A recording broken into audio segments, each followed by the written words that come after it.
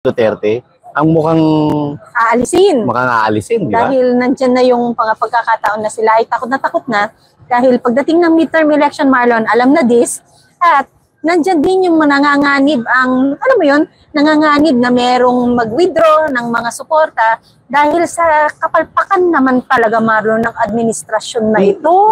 And speaking of midterm elections, yung title natin ay meron daw 100 million pesos each.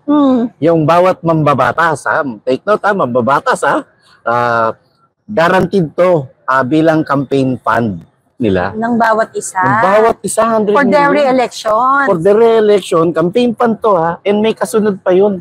Ano lang to? Ano yung 777 na Meron narinig pang ko? 777. 007 lang 7 million sa AIX, 7 million sa Tupad, 7 million sa ano pa yung isa? Ano pa yung isa?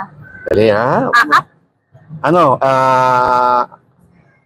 AKAP. Ano ba yung AKAP?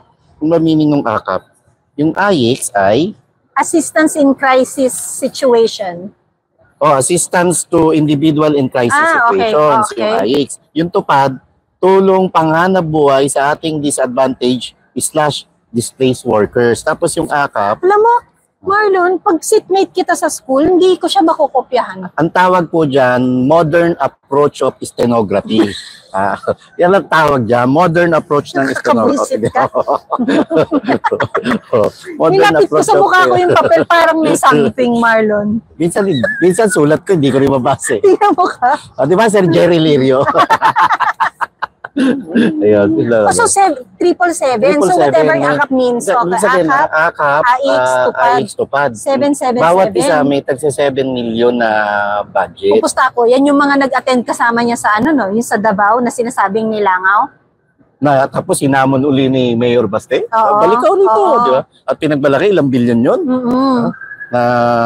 Grabe itong mga to, no? At ito si Mayor Baste at saka si Tambaloslos, tubigat lang hindi mo talaga, pag talaga ang isang tao, ayaw ang isang tao, there is not a way, a professional way, or a kind way, or a,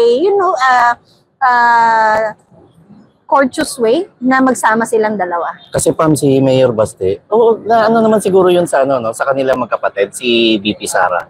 Although talagang Mayor Baste, pagka coops ka sa kanya, talagang outright babarahin ka. Binara si Ivy Marcos. Binara si Senator Bongo. O ngayon, Bara naman kasi si Bongo. Binara niya yun. Anyway,